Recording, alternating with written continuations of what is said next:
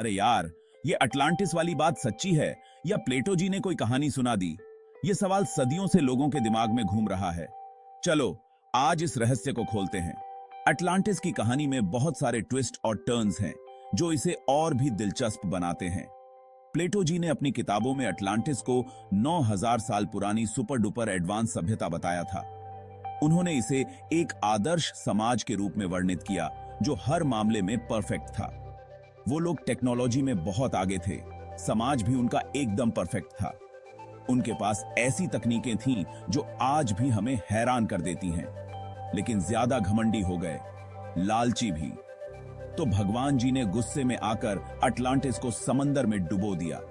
ये कहानी सुनने में जितनी रोमांचक है, उतनी ही रहस्यमयी भी। कुछ वैज्ञानिकों का कहना है कि अटलांटिस सेंटोरिनी द्वीप के पास ज्वालामुखी फटने से बर्बाद हो गया। इस थ्योरी के अनुसार ज्वालामुखी विस्फोट ने पूरे द्वीप को नष्ट कर दिया। लेकिन बहुत से लोग तो इसे सिर्फ कहानी मानते हैं, प्लेटो जी की नैतिक सीख देने वाली गप। उनके अनुसार प्लेटो ने यह कहानी सिर्फ एक नैतिक शिक्षा देने के लिए बनाई थी। और भी थ्योरीज हैं। कोई कहता है अटलांटिस अंटार्कटिका में था, कोई कैरिबियन में। पता नहीं कौन सा सच है। कुछ लोग तो इसे अफ्रीका के पश्चिमी तट पर भी मानते हैं, थोड़ा मजाक में। यानी भाई, अटलांटिस का पक्का ठिकाना ही नहीं है, इधर उधर घूमता रहता है। हर कोई अपनी अपनी थ्योरी लेकर आता है। अब 19वीं सदी में इग्नेशियस डोनेली जैसे लेखकों ने दावा किया कि अटलांटिस एक असली सुपर एडवांस सभ्यता थी। उन्होंने अपनी किताबों में इसे विस्तार से बताया। सूर्य देवता को पूजते थे और दुनिया भर में जो लोग बसे हैं, सब उन्हीं के वंशज हैं।